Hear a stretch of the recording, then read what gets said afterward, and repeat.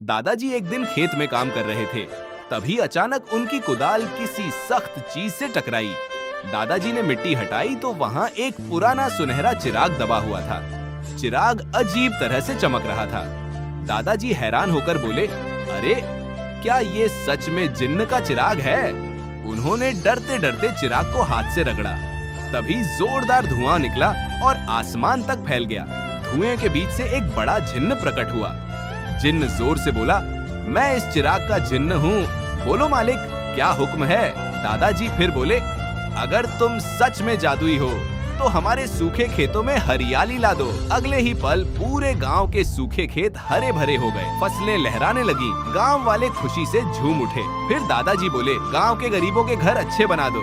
तभी टूटे फूटे कच्चे घर सुंदर पक्के मकानों में बदल गए। पूरा गांव खुशियों से भर गया। धीरे धीरे दादाजी उस जादुई चिराग से सबकी मदद करने लगे। लोग कहने लगे, दादाजी के पास जादुई जिन्न का चिराग है। लेकिन एक लालची चोर छुपकर सब देख रहा था। एक रात जब दादाजी सो रहे थे, चोर चुपके से घर में घुसा और चिराग चुराकर भाग गया। चोर ने चिराग रगड़ा और बोला, मेरे पास ढेर सारा सोना आ जाए। अगले ही पल उसके सामने सोने चांदी के पहाड़ लग गए। फिर उसने कहा, मेरा छोटा घर बड़ा महल बन जाए। कुछ ही सेकंड में उसका घर चमचमाते महल में बदल गया।